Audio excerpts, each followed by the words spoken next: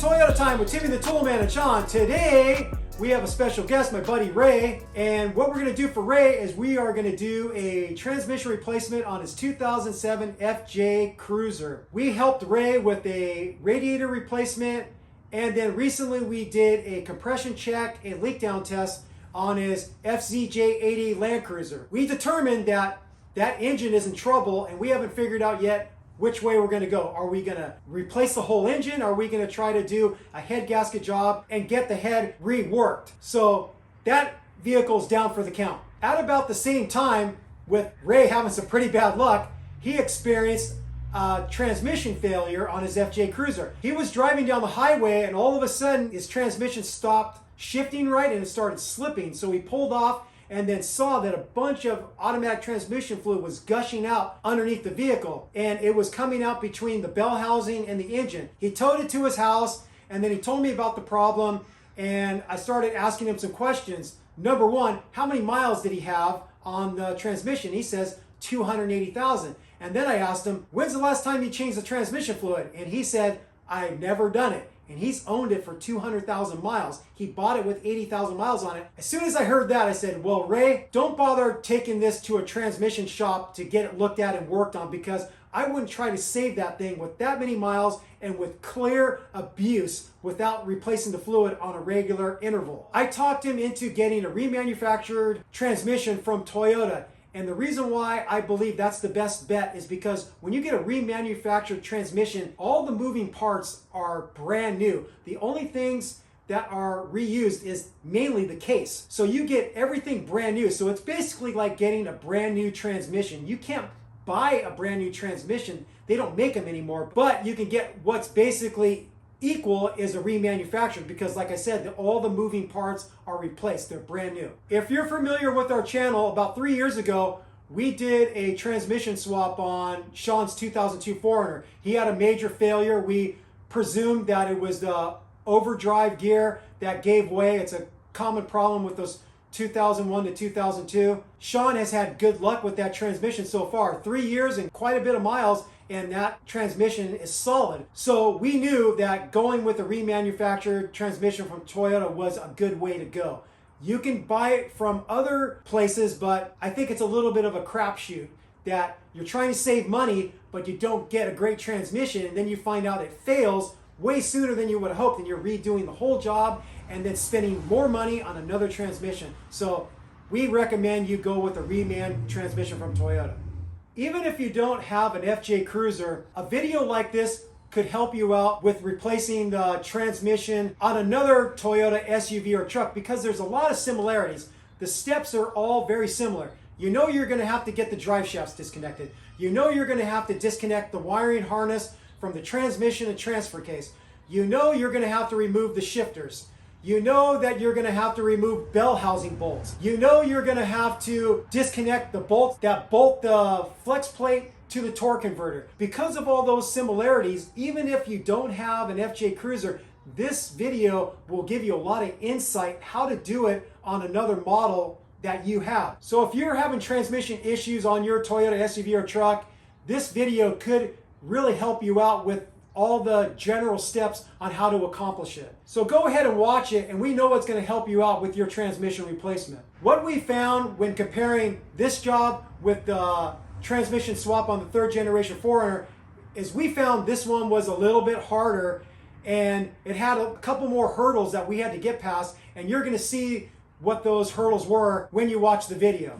For this job, we referenced factory service manual information, but we didn't reference that from a physical book. At some point, Toyota stopped making the manuals and they put them all online. So Toyota has a website called Tech Info. If you have a Windows-based computer or laptop, you can go on their website. You could pay $20 for a 2-day subscription, and then you could put in the year and the model of the vehicle, and then you could go into the RM repair manual links, and then you can look up all the information you need for the transmission swap or for whatever you're going to be doing on your vehicle. In the video, when I'm referencing information from the factory service manual, I got all that information from the Tech Info site. That is a wealth of knowledge, and it's well worth the $20. And during that 48-hour period, you can download as much information as you want. So you can just be downloading for 48 hours straight if you want and get a ton of information from that $20 subscription. So we highly recommend you do that anytime you need information on working on your vehicle. The factory service manual information is pretty imperative at times to allowing you to avoid a big mistake or allowing you to make the job much easier for yourself. With all that said, because I blah-blahed enough, we're going to get this rig jacked up, supported on 6-ton jack stands, and get started with this job. Let's get going. The first thing we're going to do is get a couple of the fluids draining. We're going to drain the transmission, and we're also going to drain the transfer case, because as part of this job we're going to put new fluid in the transfer case. The drain plug for the transmission pan is a 14 millimeter. And then we have this thing up pretty high and there's going to be some splatter, so I'm going to carry the drain pan up towards it. And because Ray's transmission had a major front seal leak from some type of failure in the transmission, it's probably not going to drain out the same amount you would see. You're probably going to see about 3.7 quarts come out. So now we're going to drain the transfer case. It's always best practice to make sure you can get the fill plug off first, because if you drain all the gear oil out and you find you can't get the fill plug out, then you're stuck with a dry transfer case. So it's a 24 millimeter. I'm going to see if I can get this loose. Yep, no problem. And now I'm going to loosen the drain plug.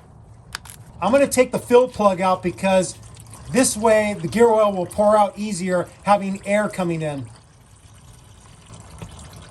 And there we go. So we got both of those draining. The next thing we did is remove the front and rear skid plate. We didn't show it because we know if you're going to tackle a transmission swap, you can get your skid plates out of the way. It's a multitude of 12 millimeter bolts. If you have stock skid plates, if you have aftermarket, you'll probably find a lot of your hardware is 13 millimeter. So get the front and the rear skid plate out of your way. Next, we're going to work on getting the automatic transmission shifter out and the transfer case shifter out. The first thing we're going to do is remove this parking brake hole cover. It just goes in with clips. You can just remove it with your hand. Just kind of pull towards the inside. It pops out pretty easily, but you can see the little clips and it's out. We're going to remove this plastic shifter console, and it holds on with clips and a few hooks on the front. Because this is four-wheel drive, we have to take the four-wheel drive handle off first so the boot can slide up over the shift handle. So just lefty-loosey and disconnect this. Okay, that's off. And now you can just get your fingers in here and pull up. Pops up, and then it slides out. I'm going to disconnect his little charger thing here. And this piece is out. The next step is to disconnect the electrical connector that lights up the shifter indicators. And then there's another one inside here. It's a white clip, and that is the shift lock control connector. So I'm going to go for that one first. The tab is facing towards the passenger side. I'm going to get in here with 2 index fingers, push the tab and pull back. This other one, the light connector, again, the tab is facing the passenger side or the shifter. Push it and pull it out. So now these 2 connectors are disconnected. Next, I'm going to remove the 4 12 millimeter bolts that hold the shifter to the body. I'm going to use my Milwaukee Ratchet, about a 6-inch extension and a deep 12 millimeter socket. There's 2 on the passenger side and 2 on the driver's side.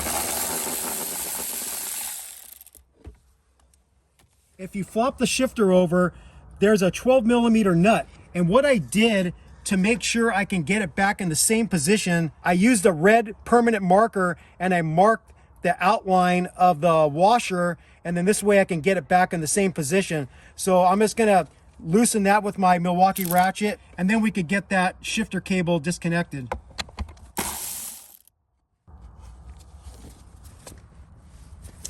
I could slide that out.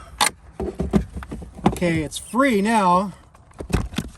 Now the next thing we have to do is there's a clip right here, and we have to pry this up, and then we could get the cable free of the shifter.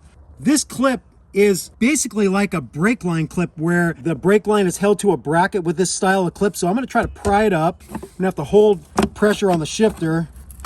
There we go, it's sliding up. Just be careful because you're prying against plastic. Okay, and just remember that when you put it in, the flange or the tab that extends out faces the shifter. Don't put it in this way. So we have to remember that, and it goes on the inside, not the outside. Then we could just free this sucker. There it is. Next, we're going to remove the transfer case shifter boot. It's held on by 10mm bolts, but it also has a head on it to where you can remove it with a JIS screwdriver or a Phillips screwdriver. I'm going to use a socket and my Milwaukee ratchet and an extension. There's 4 of them. And this should just be able to lift up. Maybe a little bit of persuasion. Try to pry it underneath there. It's a little stuck. Got a tiny flat blade screwdriver. Just going to try to work it underneath there. A little more stuck than I thought. Needs a little bit more persuasion. I'm going to use a bigger screwdriver. There we go. Get in there with a pry bar. There we go. Let's see how this comes off. It just slides right off really easy. Now we're going to remove the transfer case shifter. I first need to lift up this rubber boot. I'm going to get underneath it with this little pick tool. You can get them at Harbor Freight. Just kind of separate it. Just be careful not to rip it because it's sharp. Once you get a little bit of separation, then you can work your finger around there and get it off. Okay, now pull that up. And you see there's a type of snap ring here. I'm gonna compress them in and get it out of the groove in here, and then we'll be able to pop this thing straight up. I'm gonna use needle nose pliers to do it. Almost there. I'm gonna compress it and get a pick tool underneath there to help me. There we go. This is what that clip looks like. And then this should be able just to pull straight up. You have a little plate, a spring, and just pull it up. If you look in there, this part of the shifter goes to the right side of the straight part of the spring. It goes in right there. So it doesn't go in between the spring. It goes to the right side or passenger side of the spring, and you'll see the little notch inside the transfer case that it slides into. You'll notice that this looks really gritty.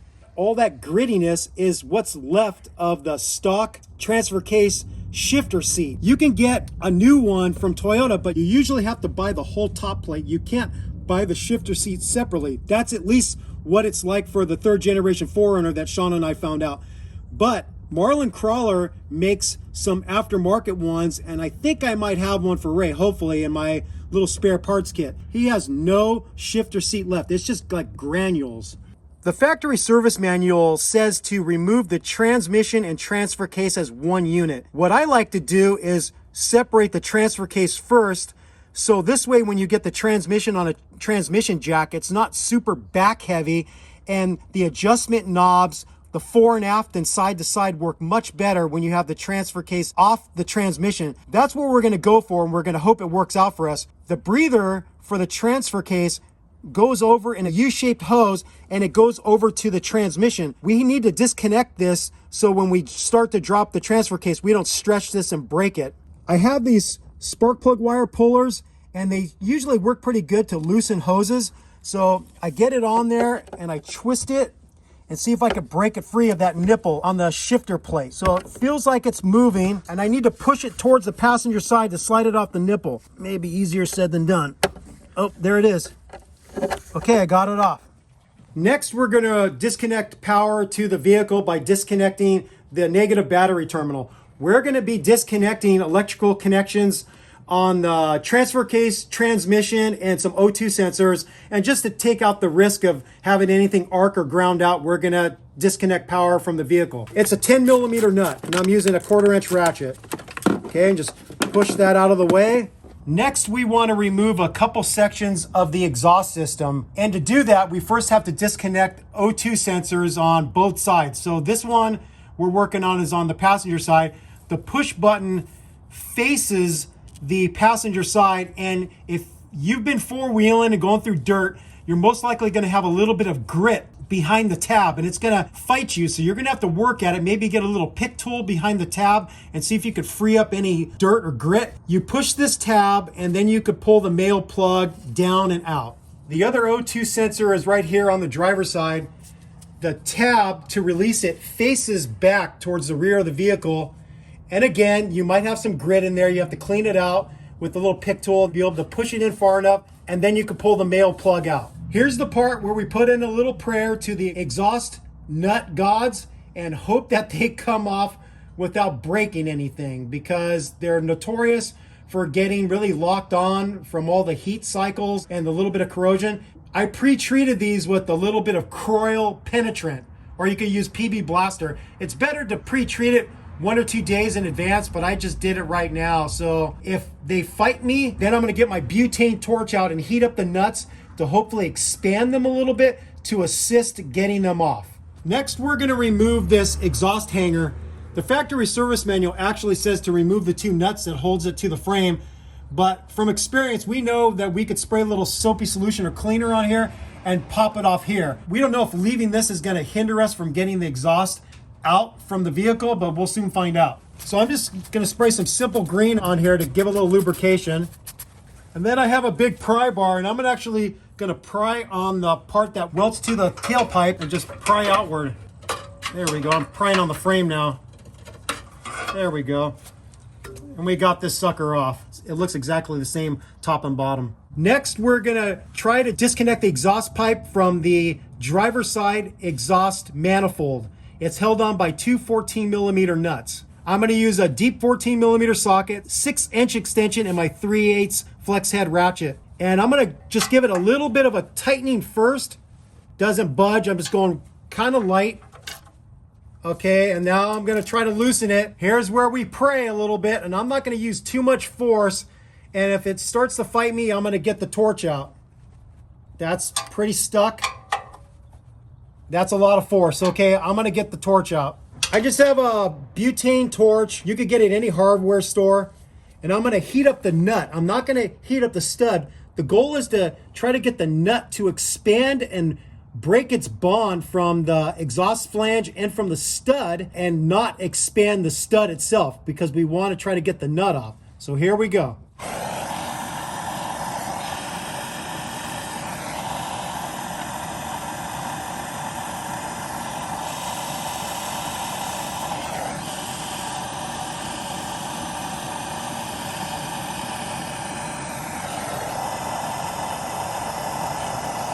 Okay, let's give that a shot. I think we did it. Okay, we got this one coming loose. Sweet. Okay, now that I know that one's coming, I'm gonna heat up the other one. I don't want to touch that one right away because it's gonna be hot and I'm gonna burn myself.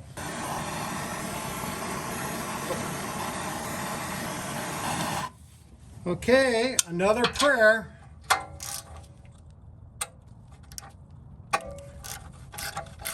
Give it the ghost. Yep, it broke free. Okay, we got lucky.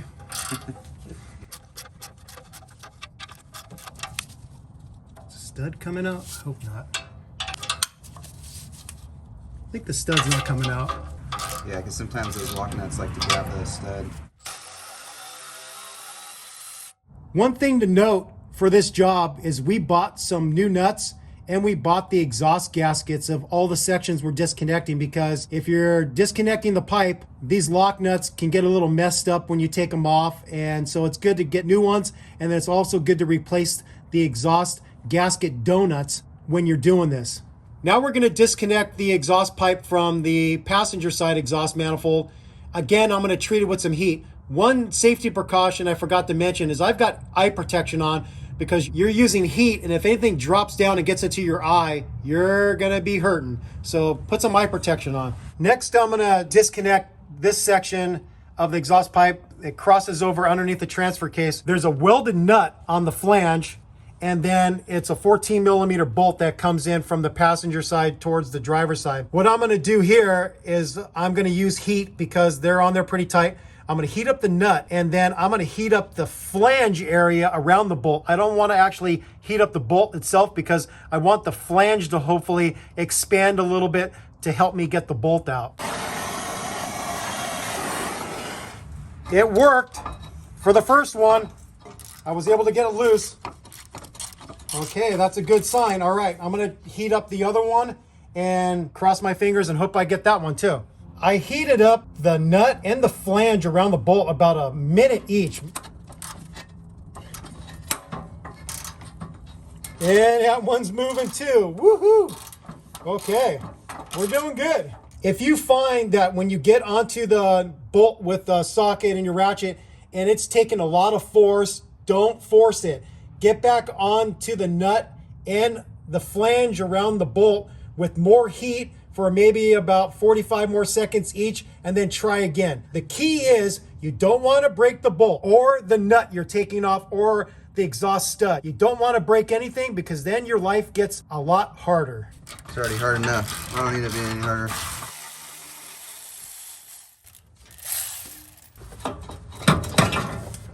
We've got both connections for this crossover exhaust pipe disconnected, and now we have to figure out how to weasel it out. The factory service manual doesn't say anything about having to take this cross member out yet, so I would assume you can get it out if you take it out the right direction. So I'm going to try to take it out towards the front. So I'm going to slide the exhaust pipe off of the studs on the exhaust manifold on the driver's side, and then maybe if I could rotate it this way. Let's see. What's hitting me here? Oh, that little plate. Because I don't think it's going to come out this way, will it? No, it's got to go this way. That little protective round thing, whatever the hell it is, it's held on with a bolt. Maybe I could get this out of the way. This thing's fighting me, so I don't know if I can sneak it past that. No, I think I got to get that thing out of the way, whatever it is. There's two 12mm bolts that hold this bracket to the cross member and to the frame. I got onto it with a 3/8 ratchet, 3-inch 3/8 extension in a 12mm socket. I'm gonna try to break it free. Okay, it's broken free. Now I'm gonna get onto it with my Milwaukee ratchet and zip it out the rest of the way.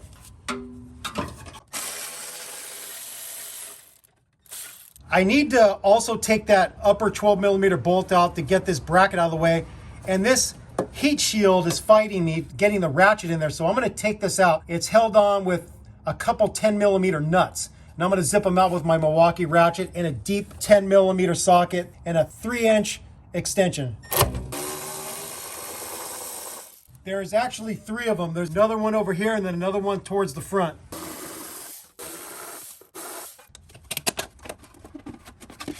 Here's the exhaust shield. I was able to get onto the 12mm bolt from up above. It's a little bit hard because you don't have a lot of room, but you can get on there. And if you have a ratchet like this with 120 engagement points, you can get it loose. So now that I got it started, I'm gonna see if I can get my Milwaukee ratchet on there.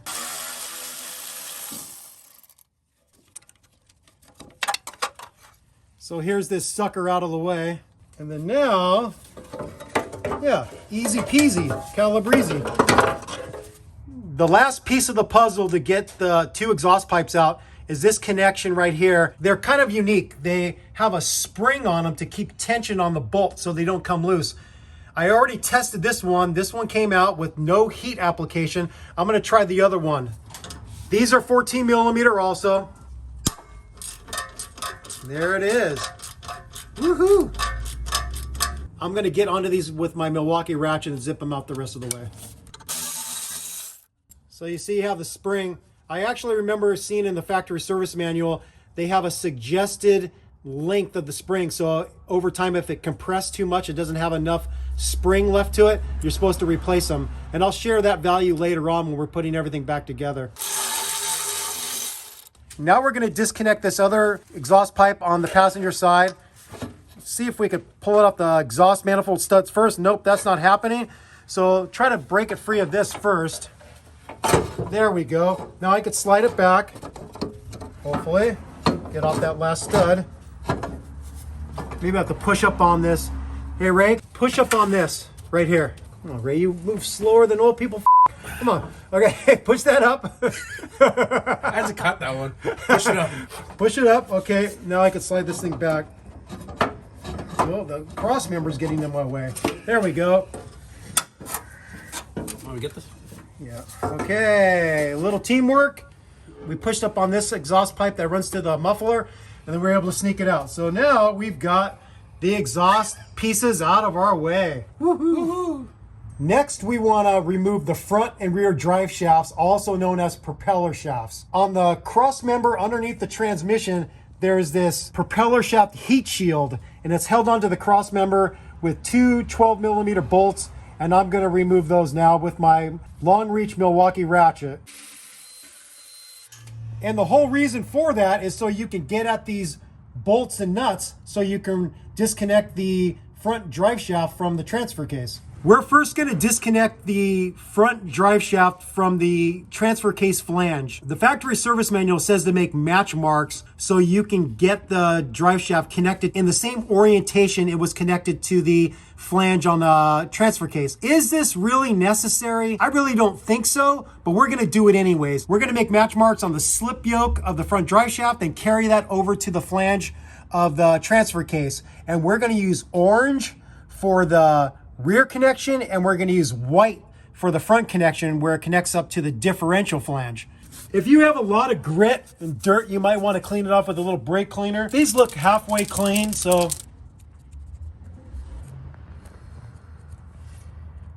I'm now going to take off these 14mm nuts that attach the front drive shaft to the flange on the transfer case. I'm going to use a DeWalt impact gun, a 3/8 drive one. If you didn't have an impact gun, then you're going to have to do something different. You're going to want to wedge a pry bar into the yoke to hold it steady while you either get onto the nut with a preferably long 14mm box end wrench, or you get onto it with a ratchet and 14mm socket, because you have to hold this firm because it's going to twist on you. And in order to apply enough force to break them free, you have to hold this steady. With the impact gun, you don't have to worry about that. So I'm going to come over the top of this cross member with a long wobble extension, like a 10-incher, and a short 14mm impact socket. And I want to see if my little gun is up to the task. You could do it, little gun. You could do it.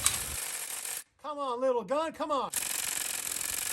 Okay, it's not going to work. I have to go to the big gun. Similar setup, about a 10-inch wobble extension and a 14mm short impact socket. And now I got the big boy. It will be able to do it. And there's one. Just rotate it, get the next one in the position you want it. There are washers here too, so make sure you take the washers with it.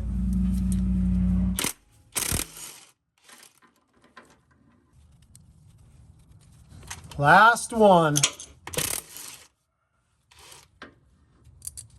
To get this free of the transfer case flange, you're going to have to persuade it with a dead blow hammer or plastic mallet.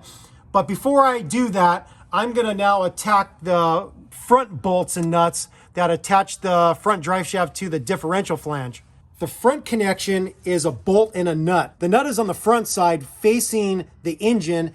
I'm going to get onto that with a 14mm long box end wrench and slip that on there. And then a little trick you can do is you can rotate it to where the box end wrench is now resting up against the bell housing. It's actually resting up against one of the bell housing bolts. I'm going to get on there with my gun with the 14mm socket and extension, and we'll see if we can zip these out. So that worked. I'm going to twist it and get the next one set up.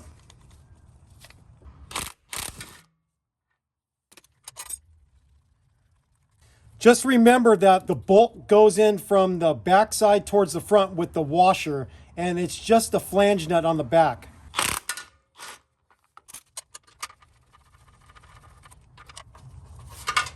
Okay, last one.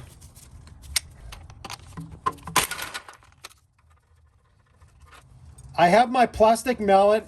I'm going to hit the yoke of the drive shaft and try to break it free from the flange of the differential. Just one shot. That must be pretty damn strong. And then I'm going to hit this one. And this one, it still has these studs. These studs fit in. They're like a knurled stud. So a mistake that people make is they try to remove the bolt. It's not going to go anywhere because it's knurled and it's kind of pressed into the flange of the transfer case. So I'm just going to tap it to where I see a little movement. Then I could slide the drive shaft forward. There we go. It's loose. These drive shafts, the main part of the drive shaft and the slip yoke are balanced as a unit. So you want to keep them connected together. You don't want to separate them because then you would throw off the balancing. So keep them as one unit. If you were worried about it, then you can make match marks that carry over from the main part of the drive shaft to the slip yoke, and this way you can get it back together if they became separated. I think you want to go up into that cavity so it can move. Yeah, you're right. There we go. Now we're going to work on disconnecting the rear drive shaft. We're going to work on the side that connects up to the transfer case first. This is a little bit more problematic when using a gun because of the angle of the drive shaft going towards the rear differential. But with a wobble extension, it gives you enough of an angle where the extension will dip away from the main propeller shaft, and then you can loosen it. I've already got this one loose. To do this, you want the transmission in neutral, and you want the parking brake off, and you want the rear wheels off the ground, so you could actually turn this and get the next bolt basically pointing downwards in the 6 o'clock position to be able to get on there with the gun. If you were using conventional tools, no impact guns, then again, you'd have to get in here and hold it firm with a pry bar in between the yoke, holding it and then breaking it free either with a socket and ratchet or a long 14mm box end wrench. Another trick we used before is you have a friend helping you. They keep on setting the e-brake, and that seems to be a pretty good way to do it. So a person inside the cab sets the e-brake, holds the rear wheels firm, and then you could break it free with a box end wrench. I'm just loosening them a little bit because it's a little bit tight at the angle for the socket to turn.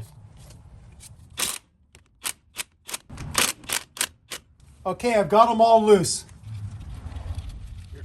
This one's missing a washer. On the rear drive shaft?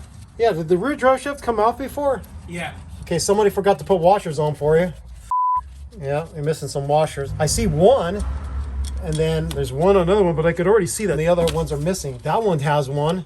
It looks like they gave you two. They decided to keep a couple. That's an M10. I might have some M10 washers in my kit. When I broke my fifth, another friend took off the drive shaft for me so I can drive. Yeah, you got to get better friends. Okay, so I'm going to leave one nut on because this drive shaft is big and heavy, and I don't want it dropping on my head if it decides to slide off those studs. So I'm just going to keep one on for now, and now I'm going to go back to the rear differential and work on that connection. Just like the front drive shaft, we mark the front and rear flanges with match marks. White in the front, orange in the rear. On this rear differential side, again, it's a bolt and a nut. So I got the gun on the nut, and I'm holding the bolt with the box end. These are easier to get to because the angle of the drive shaft isn't as extreme at the rear connection. And again, the bolt has the washer coming in from the front, going towards the back, and the nut is on the back. I'm now gonna break free the rear drive shaft with the plastic mallet. I left one bolt and nut on the rear connection, so when I'm first messing with the connection to the transfer case, it's not just going to drop out. If it does break free here, it's going to just swivel and stay connected to the flange because of that bolt. I'm going to persuade this one with the plastic mallet and look for movement of the yoke away from the flange. One shot, man, I'm strong. Okay, I know that one's broken free. Now I'm going to go to the back one and hit that one. And that one's broken free. Okay, so now I'm going to remove this nut and bolt. I'm holding the drive shaft up right now, and then I'm going to slide it off the studs. Try to. Oh, I got a nut on there still. No wonder. You're strong and smart. Yeah, duh. I just gave myself an extra workout because I have to hold this thing up. Okay, now I should be able to slide this off. Okay. And again, keep these together because they're balanced as a unit. Next, we're going to remove these manifold stays. They attach to each exhaust manifold and then connect to the bell housing. I already tested this bolt that attaches it to the exhaust manifold and it wasn't moving. So I treated it with some Croil penetrant, and then now I'm going to heat up around the actual stay, not the bolt itself, and hopefully the heat and the penetrant will help me get this 14mm bolt out.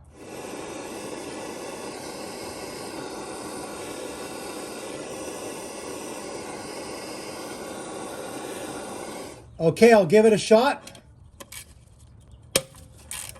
All right, got it free. I'm gonna zip it out the rest of the way with my Milwaukee gun. And then now there's 2 more 14mm bolts up above that attach the manifold stay to the bell housing. These other bolts are on there pretty tight. You might want to get on there with a 1/2" drive, but I was able to break it free with my 3/8 drive. It's just a lot of force necessary. And a flex head is kind of helpful to get on there. You know what? I think I am going to try to get on there with a 1/2" because I'm using a lot of force. Instead of potentially breaking my ratchet, I'm getting on here now with the 14mm box in, and I'm going to try to break it free. Okay, I finally broke it free. That sucker's still hot. Need a rag. And this is what the bracket looks like. The procedure is the same on the other side. We're gonna get the one on the passenger side off now. We're next gonna work on removing both of the transmission cooler lines from the passenger side of the transmission. We're first gonna disconnect 2 brackets that support the lines. One connects up to the bell housing, and then there's another one that's further forward that connects up to the engine block. They're 10mm bolts. So for this rear one that connects up to the bell housing, I'm using my flex head 1/4" ratchet, short 12mm socket. And you have enough room to get in here. Okay, that's loose. And then I'm gonna spin it out with my hand. The other one is harder to see, but if you're looking right underneath the steering rack, look forward of the steering rack between the front cross member and the steering rack, and you look up above, you can see the other bracket that the lines connect to, and again, there's a 10mm bolt that holds it to the block. This one, I'm gonna get on there with a short 1/4" extension to get in there. I'm reaching over the top of the steering rack, and I could get it on there. Okay, that's loose. I'm gonna see if I could spin it out with my hand. Oh, maybe not. I'll have to use the extension. I decided to also open up this bracket that holds the lines together. They've got little rubber grommets, and the bolt that holds it to the bracket is a 10mm. And the reason why I wanted to do that, I did it on the rear one and the front one, because once I get this bottom line broken free, I want to be able to flop it down out of the path of the wrench when I go to break this one free. I don't want to turn the wrench and bend the pipe, because that would be a bad thing. What I'm doing is I'm using 2 flex head flare nut wrenches. I'm using a 19mm on the fitting to hold it firm, because I don't want to apply a bunch of force to that fitting and potentially break it. So I'm going to be applying counter pressure. I'm going to be pushing up on this 19mm while I get onto the flare nut with 17mm and go downward lefty-loosey to break it free. Push up on the 19mm. If you don't have a flare nut wrench, you could use an open end wrench. Support the fitting and break it free, just like that. Woohoo! That was easy. Now just know that there could be a little bit of transmission fluid in here, so have eye protection and get ready for fluid to come out. I'm actually gonna put a drain pan basically on my chest here so I can catch it if it starts coming out. There's a little bit coming out. Now I'm not able to move this line as much as I thought I would. Yeah, I think it's just like hung up on that rubber right there. They're conjoined twins. Need to get it out of that rubber. Oh, you're right. But I gotta pull forward. Oh yeah, you're right. You're smart. So here's the rear bracket, and don't lose these little rubber pieces. I'm gonna keep these together. So you might want to mark these with a paint pen or a marker, rear, and then the other one front. So same thing, come in with your 19mm so you can hold the fitting firm. And then get your 17 on there. Push up on the 19mm, pull down on the 17. There we go. And that one's loose. You might want to wiggle the line a little bit and be prepared for more fluid to come out. That one didn't have anything left in its tank. I think there's a possibility that we can mix these up. Anything's possible when you're doing a lot of stuff. So this was the upper one. I think I'm gonna put a U on that, or maybe just color code it. White is the top, and the other one that's not marked is the bottom. Next, we're going to disconnect the transmission control cable on the driver's side of the transmission. There's a 12mm nut that holds it onto the shift lever, and when you turn it, the lever is going to want to go towards the front, so you may as well just bring it all the way over there to begin with, because lefty-loosey, it's going to bring it that way, and break it free, and then take the 12mm nut out. Okay, that's free. There's another clip right here. It's again like one of the brake line bracket clips, and I'm gonna pry towards the driver's side and slip that out to where I can free it of this bracket that attaches to the side of the transmission. I'm gonna go ahead and just put this flange nut back on here so I don't have to keep track of it. To get a better fulcrum point, I have a plastic 2x4 right here, and I'm gonna now get the tip of the pry bar underneath there, and I'm just gonna pound with my hand here, see if I could get it out. That sucker's in there. I'm gonna try to drive it towards the upper side and then be able to pound it out up, because I can't really get in here with hammer strikes from the side. Oh, okay, I'm starting to knock it out now. There we go. And that's free. You're free. Next, we're gonna remove these cross-member support brackets. The factory service manual has another name for them. This is a better name. They're held on with 12mm bolts. I'm gonna use my little DeWalt gun to get it out.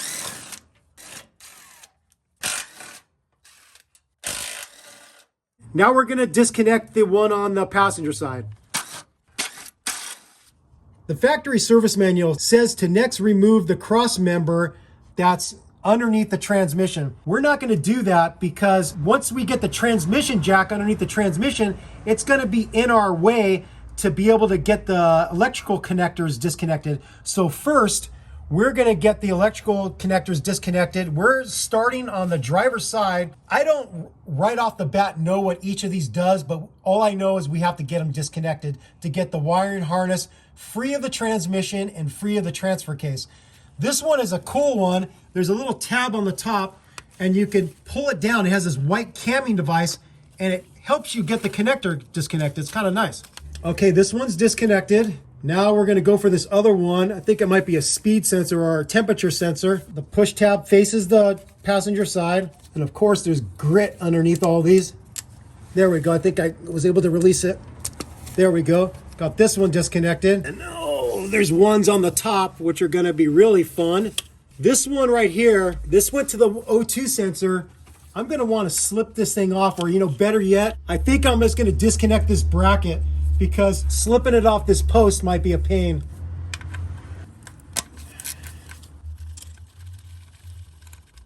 And I'm just gonna put that bolt right back in there. Just know that a lot of these brackets, anything you take off the transmission is most likely gonna have to be transferred over to the new transmission. The new transmission won't come with these brackets, but it's gonna come with a lot of the sensors. So anything more on this side, there's a bracket right here that the harness connects to. I'm gonna have to see about releasing that. I disconnected this one. This is just a clip that attaches to a bracket on the top of the transmission. It's got a little plastic tab, and you pull towards the driver's side, and then you could slide it up. And so now you can see that's free.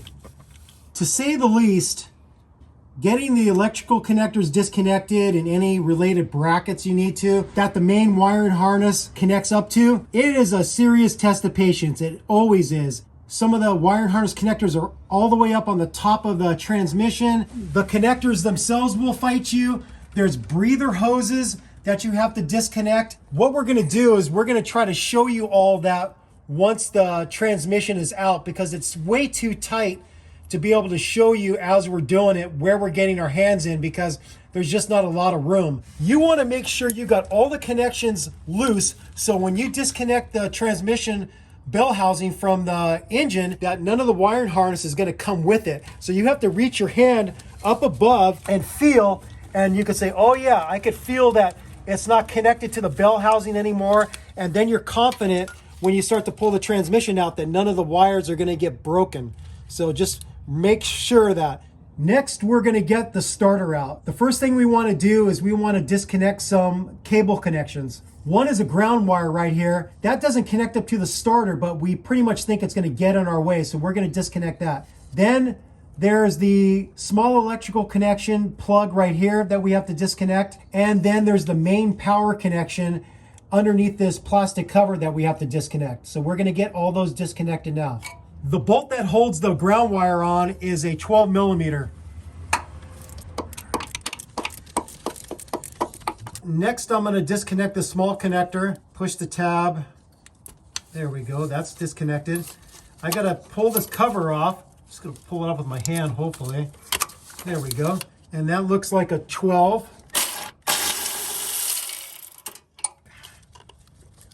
Got the main power cable disconnected.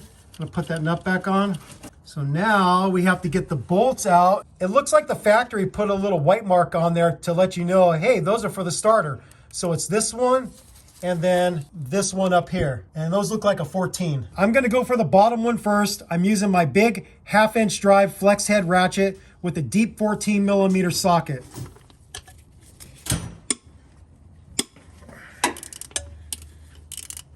Okay, that one's broken free. Now I'm gonna see if I can get the top one. Ooh, I could get on it. Tight quarters though. Oh, I can't turn it. Okay. I'm gonna have to get behind here a little bit with a little extension. On this top one, I had to use a short extension. It's a wobble extension. Same deep 14 millimeter socket. Now I think I could turn it more. So I have about a 10-inch wobble extension to a 1/2-inch drive swivel to a short 14 millimeter with my gun. And I'm able to back it out. It took a little bit to figure out the right tool combination. We got one of the bolts out. Now we just got to get the bottom one out, which is already broken free. I'm gonna support the starter while I get the bottom bolt out. And then I have to figure out how to get this out. Which way is it gonna come? Which way is it gonna come? There we go. Can it come out this way, Sean? Or no? Yeah, maybe if you turn it like 180 degrees. No, it doesn't come out that way. We tried to get the starter out from the bottom, couldn't figure it out. It just doesn't want to come out that way. Sean had a good idea of bringing it out through the top. And I first removed this hose that goes to this nipple here and then to this nipple down here. Just a couple easy clamps and you could disconnect it. That was number one. Number two is this bracket right here goes onto this air chamber stay right here. And we removed that 10 millimeter bolt. And then the last thing we did is this breather line bracket attaches to the driver's side fender, a 10 millimeter bolt, remove that. We could probably also remove this connector, but I don't think it's necessary. We could push it down out of our way. And this is the path we're gonna bring this starter out. Hopefully it's gonna work. Just like that. We go this way, yeah. Sean had a really reasonable idea that, hey, why do we have to remove it anyways? As long as it's disconnected from the bell housing, we've done our job. But we wanted to show you this because if you ever have to remove your starter on your FJ Cruiser, we just showed you how to do it. So we went the extra mile for you. I hope you appreciate it. After you get the starter out, there's a plastic cover that goes up against the inside of the starter hole. And that's so you can have an easier time accessing the bolts that attach the torque converter to the flex plate. I'm just gonna reach in and just pull it towards the driver's side and you can get this sucker out. Just a little plastic plate. Getting to these little 14 millimeter bolts that attach the flex plate to the torque converter is pretty hard with this FJ Cruiser, a lot harder than a 3rd Gen 4Runner. We access them through the driver's side wheel well. We took the wheel out of our way, and then we disconnected 2 brake line brackets, one here and then one over here. And I see I have a bungee and I'm pulling the brake line towards the back to get it out of our way because this is our path for turning a ratchet. In the engine compartment, we also disconnected another brake line bracket I'll show you. On the inside of the driver's side fender in the engine compartment, there was another bracket we released so we can get a little bit more movement out of the brake line. So this mud flap was right here, and you're probably gonna find that you're gonna end up breaking them, but I use this plastic clip removal tool. I just pry it underneath them. Some of them are still intact, some of them broke, but that's just the nature of doing business. Here's the setup that allowed us to get at those flex plate bolts. I'm using my long flex head 1/2-inch drive ratchet, a short 1/2-inch extension, probably 3 inches, and a deep 14mm socket. Somebody has to get onto the crank bolt with a 22mm socket and ratchet or a breaker bar, and then they turn the motor over clockwise as you're looking at it from the front, and then the other person's looking in from here and waiting to see a bolt becomes in view right in that starter hole area. And then once you get it in view and it's fairly centered, then you can get the ratchet and socket on there and then break it free. And we're gonna demonstrate one right now. So first we're gonna turn over the motor and we're gonna get that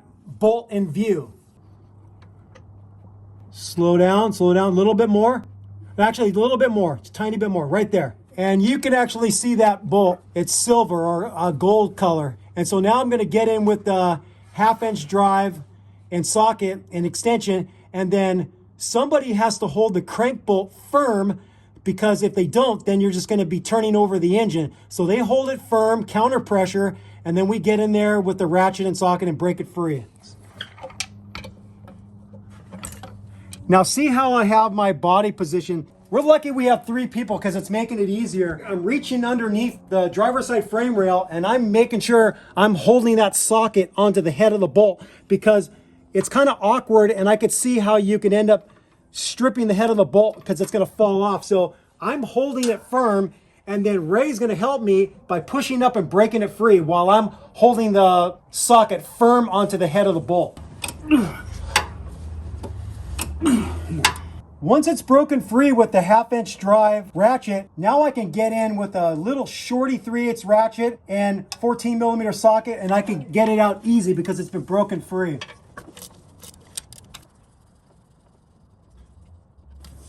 And when you get the 6th one out, you can pat yourself on the back, maybe pat your buddy on the back, not on the butt. You just accomplished a pretty hard feat. That was not easy. And one of these is black for some reason. I don't know why, but they have one that's black and 5 that are gold hue or little silver. So I think this has something to do with the first one you get on, you want to get the black one on for some weird reason. I don't know why. They're the same size. Okay. The next thing we're going to do is we're going to work on getting the transfer case disconnected from the transmission. This is contrary to the suggestions in the factory service manual. The reason why I want to get the transfer case separated first is, from experience, the transmission jack works so much better when it's not back heavy, supporting the transmission and the transfer case as one unit. So what we're going to do is we're going to get underneath the transmission pan with a jack and a 4x6 and a 4x4, and we're gonna support the transmission and then get this cross member out. Once the cross member's out and we get the transmission mount disconnected, then we're gonna roll our transmission jack underneath the transfer case, and then we're gonna disconnect all 8 bolts that hold it to the transmission, and then we're gonna drop the transfer case out. First, I'm gonna disconnect the transmission mount from the cross member by going in to the inside of the cross member here, 8-inch extension, short 12mm impact socket, and I'm gonna use my little DeWalt gun, and I'm gonna zip them out.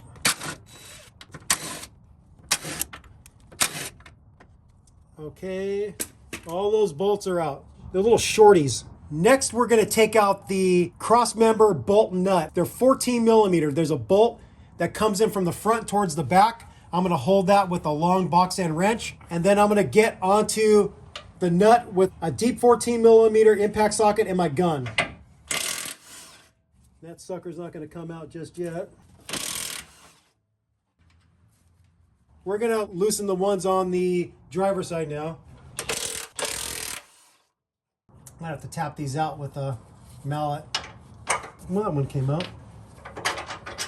I'm gonna tap it with a plastic mallet to get the bolts out that are a little stuck.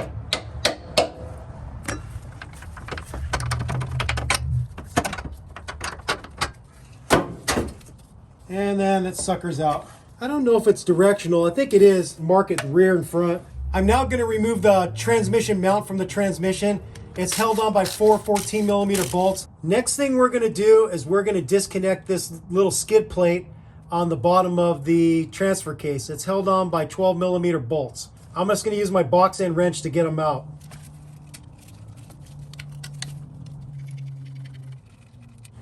There's 2 on the back and 2 on the front.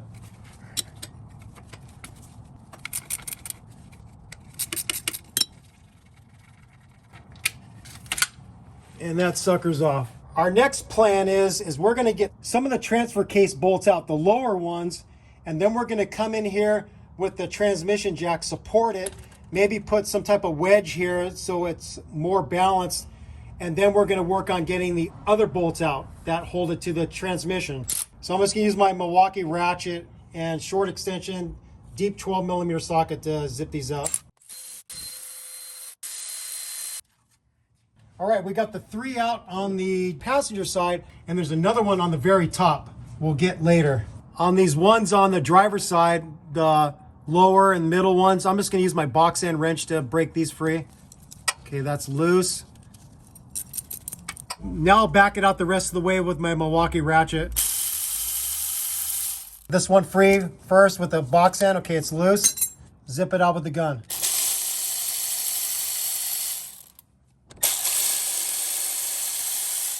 Okay, that's 6. The last 2 are up on the top, and we're gonna have to come over the top of the transfer case to get those.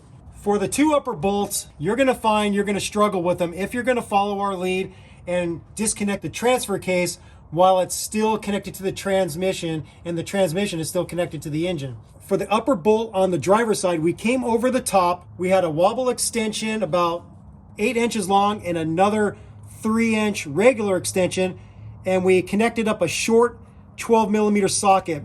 And with somebody inside the rig looking through the shifter hole, you can guide the person with the ratchet onto the socket, and it helps if the person inside the vehicle is pushing down on the socket in the extension, because it has to go over some solenoids and it's got a weird angle. But with the wobble extension, it gives you just enough angle to get a square shot of the socket onto the head of the 12-millimeter bolt.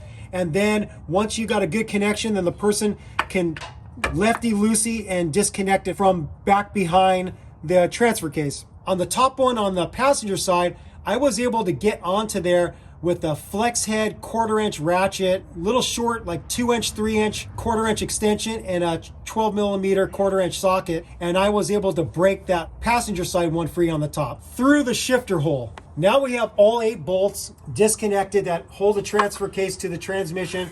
We've got the transmission jack underneath the transfer case, and I'm using a wheel chock as a wedge because of the shape of the transfer case. It doesn't have a nice flat bottom, so this wheel chock is going to help balance it on this side. And then we put a ratchet strap around the whole thing to firm it up and connect it to the transmission jack. So now we have to just wiggle this thing and pull it out backwards, and hopefully it's going to come out. When you're using a ratchet strap, you really want to feel all the areas that the ratchet strap is going to be capturing, and you don't want to capture any of your solenoid wires or the solenoids themselves. So you just want to be careful. Reach your hand up there, feel everywhere where it's going to be ratcheting down tight, and then go for it. You just don't want to capture something and bust it. Did we get anything movement? Yes, sir. Free. Free. Lift up a little more on the transmission jack. There we go. Go back and come down with it. It's falling out on me. You go quicker, dude. I can't hold this. Go quick. Go quick. It's I'll hot, dude. drop it on the fuel tank. Okay. Okay. Now go down. Now go down. All right, here it comes. So here's our transfer case. Once you get all the bolts disconnected, you just got to wiggle it a little bit and it will pop out. These were the 2 upper bolts that really fought us. And you could see that when you're coming over the top, the solenoids get in the way of you getting a straight shot at the bolt, and that's the problem. But the wobble extension allows you a little bit of angle to where it could dip down and then allow you to get the socket onto the head of the bolt. And then this one, I was able to come in through the shifter hole with a short 1/4-inch extension and 1/4-inch ratchet, and I was able to break this one free. So now we're going to work on getting the transmission out. The bell housing is attached to the back of the engine with 9 bolts. 4 14mm bolts on the bottom. On the driver's side, there's 2 17mm bolts, one on the very top, and then one at about the 11 o'clock position.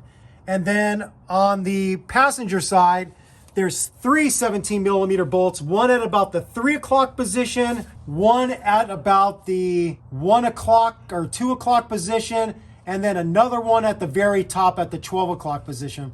I'm gonna work on getting the 14mm bolts out first on the bottom. I've got about a 4-inch, half-inch extension swivel and a 14mm socket. And I'm gonna use my DeWalt gun to zip them out.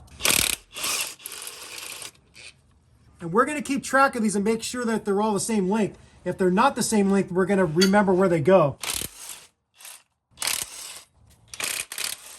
And same length. So all the 14mm bolts are the same length. Now we're gonna work on getting the 17mm ones.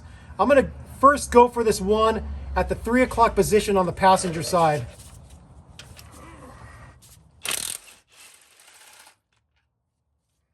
Okay, now things get a little harder. I'm gonna switch to a much longer extension.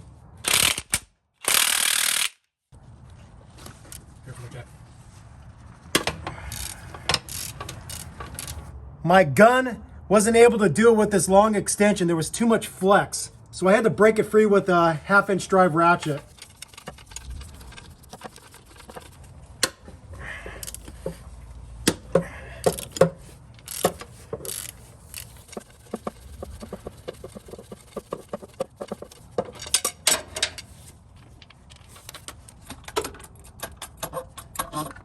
Okay, it's supported. You can get that one out. For the top 2 bolts, I'm coming up over the top of the transmission with that same long extension with a swivel and the 17mm socket.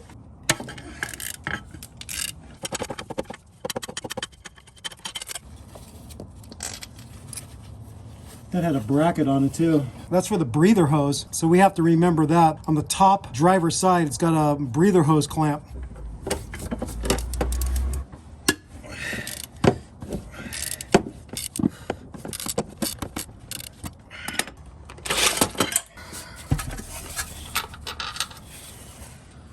All right, we finally have all 9 bolts out that hold the bell housing to the engine. And then now we have to wriggle this thing out. You could put a strap over the top of the transmission to give it some more support, but we're gonna try to do it without it. So I'm gonna be holding onto the jack, holding onto the back of the transmission and wiggling and pulling back towards the rear and see if I can get this thing free. Go up. Gotcha, here you go. Going up. Okay, stop. So separate, I felt it separate a little bit. Yep, you got it. Yeah, it's separated a lot on the driver's side. Let me look at the passenger side. Yeah, a little bit on that side too. Okay. There we go. Okay. I got it. Okay, it's free. So go down really slowly, Ray. All right, here we go. You gotta, you gotta do what you gotta do to get underneath it or reach it. Yep, I got it. Ready? Okay. 1, 2. Easy or easy? Quick? All right, easy. Let me take a look on the top. Hold on. I want to make sure nothing's caught.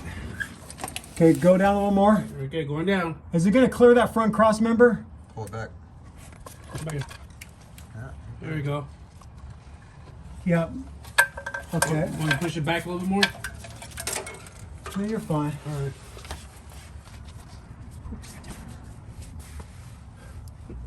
Whew. That's it.